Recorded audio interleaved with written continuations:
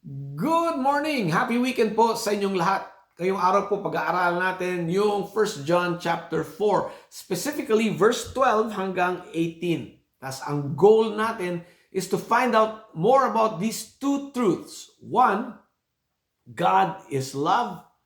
At pangalawa, God in us. Yan ang pag-aaralan natin. Pero bago natin tignan yung text natin, manalangin muna tayo. Heavenly Father, we thank you for your word. May your word enlighten us, encourage us, and empower us. And we ask in Jesus' name, Amen. Ito yung text natin galing sa 1 John chapter 4, verses 12 hanggang 18. No one has ever seen God.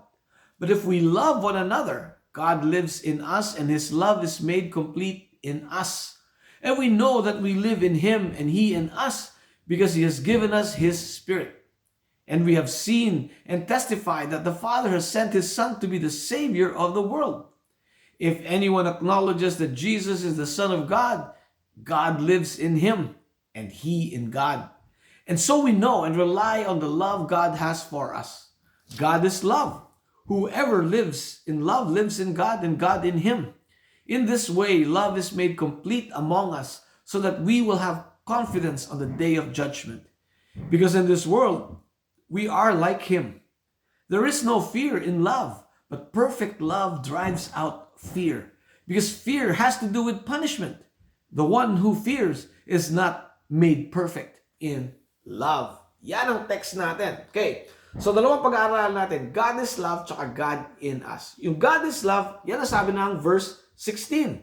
God is love. You know, love is not something that God does.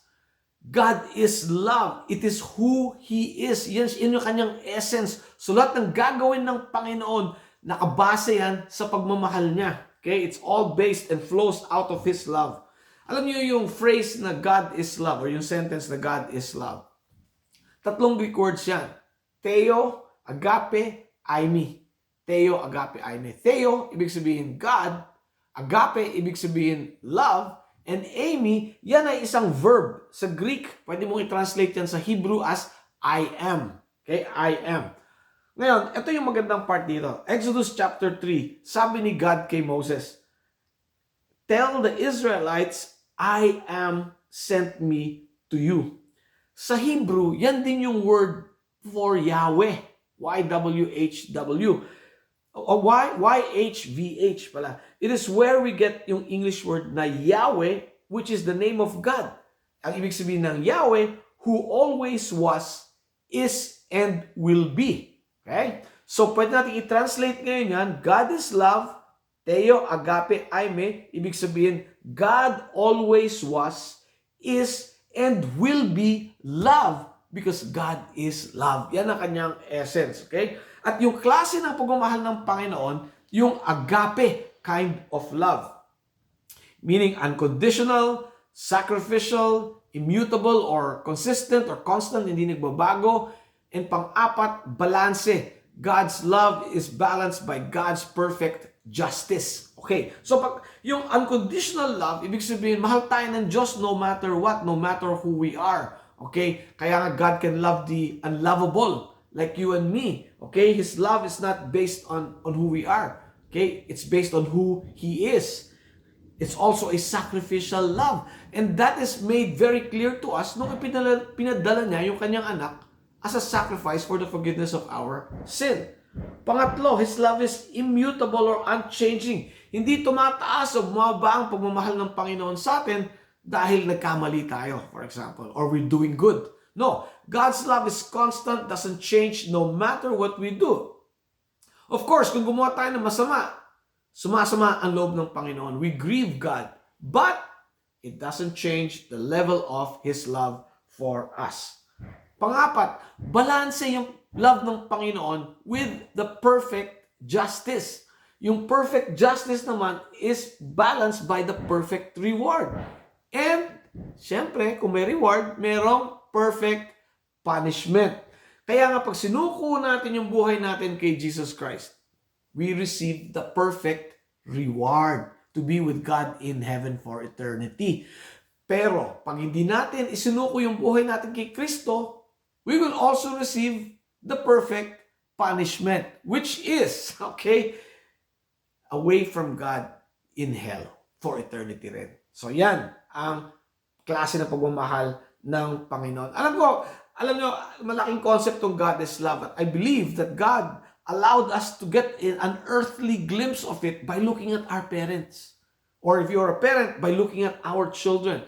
Okay? Kasi kung talagang mahal natin yung mga anak natin, okay? Kung loving parents tayo or our parents loved us, it was with an unconditional love.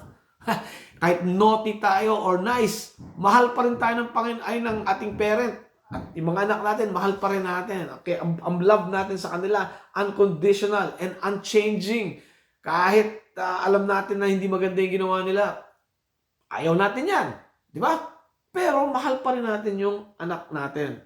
And we will sacrifice for them. We want the best for them. We want them to be happy. We want them to be successful. Ganyan din ang Panginoon. Okay? Pero sad tayo pag dinidisobey tayo. Ganon din ang Panginoon. Okay? God loves us but He is sad when we sin.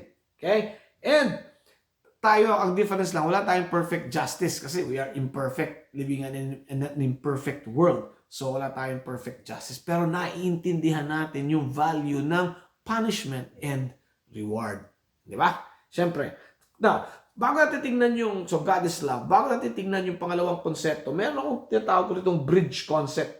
Malalaman natin yan sa verse 12. Sabi niya, no one has ever seen God. Wala pang nakakita sa Panginoon, no? Sabi ng Panginoon sa Exodus 33:20 kay Moses, you cannot see my face, for no one can see my face and live. Pero ito naman ang sabi ni Jesus Christ sa John 14:9, anyone who has seen me has seen the Father. Okay? So, ang ating Panginoong Jesus is the tangible, visible image of the invisible God. He is the complete revelation of who God is. And so, if we know Jesus, we also know the Father. And dito tayo papasok. And if the love of the Father and of the Son by the power of the Holy Spirit is in us, okay? Ito ang sabi ng verse 12. We love one another. God lives in us and His love is made complete in us. Ipapakita natin yung pagmamahal ng Panginoon by our action of loving one another. Which brings us to the second truth. God in us. Sabi ng verse 13, we know that we live in Him and He in us because He has given us of His Spirit. Pag sinuko natin yung buhay natin sa Panginoon, ibinibigay sa atin ng Panginoon ang banal na Spirito sa ating puso. Sabi ng Romans 5:5, God has poured out His love into our hearts by the Holy Spirit who He has given us. Hindi lang wisik-wisik na pagbibigay ng pagmamahal, pero imagine yung picture, He poured out. Very generous ang ating Panginoon when He poured out His love into our hearts. Anong implication nito sa atin? If God has poured His love into our hearts, then now we can love as God loves. Hindi ba? Kasi now we possess the love that comes from God. Now we can love unconditionally. Kahit yung mga unlovable, maaari na nating mahalin ngayon. We will love constantly, regardless of the circumstance. We will love sacrificially kahit it costs us something. Basta mabuti yung mga kapwa nating tao. And yung agape love natin kasama yung tough love. Kung nakakita ng taong gumagawa ng masama, especially if they're harming themselves, we step in out of love. Hindi ba? At yung agape love natin is the one that we're able to share with others. Yan. Okay? That we're able to love one another. And partly, number 2, to prove to us that we are true children of God. Okay? Kasi nga, if God is in us, and we love with the love of God, ibig sabihin, nasa atin ang Panginoon. God is in us. Okay? Yan ang pruweba natin na anak tayo ng Diyos when we can love with the love of God. And if we have the love of God, sabi ng verse 18, there is no fear in love. Okay? Children of God, hindi tayo matakot sa present at hindi tayo takot sa future. The children of God, we are confident in our present and confident in our future dahil we have the love of God in us. Not by our power or our strength, but by the love of God in us. Alam nyo, in the future, babalik ang ating Panginoon. could be mamaya-maya lang, o ngayong araw, o bukas, o makalawa. Sigurado tayo babalik ang Panginoon. When we do, all people, you and me included, will appear before Christ to give an accounting of what we have done. Yan. Pero, kung alam natin na nasa atin ang banal na spirito, nasa atin ang love of God, and we have Christ in us and God in us, huwag tayong matatakot. Wala ngang fear in love. Sabi ng verse 17, in this way, love is made complete among us so that we will have the confidence on the day of judgment, because in this world, we are like Him. At ito yung confidence natin, no? We look forward to a time na hihinto din ang kasalanan. Sin will end. At magsisimula yung bagong buhay natin. Face to face with God. Hallelujah. Excited ba kayo? Ako excited ako. Kung hindi kayo excited, takot ba kayo? Okay. Kung excited kayo, ibig sabihin, hallelujah. Malapit na pagkabalik nating Panginoon. We will see God face to face. Pero if you're unsure or you're afraid, ito sabi ng verse 17 kasi, di ba? Ay, verse 18, the one who fears is not made perfect in love. Baka hindi nyo pa naisuko yung buhay nyo kay Jesus Christ. Kaya may takot kayo. Pero, kung hindi pa nyo nasuko yung buhay nyo, walang problema. May panahon pa ngayon. Kaya habang may pag-asa pa. Pakinggan natin ang sabi ng ating Panginoong Jesus sa Mark 1:15. The kingdom of God is near. Repent and believe the good news. Amen? Let's pray. Hallelujah. Lord, maraming salamat sa binigyan niyo pagkakataon that we understand who you are, that you are in us.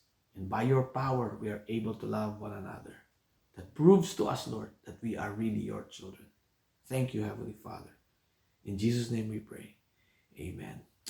Have a great weekend. God bless you.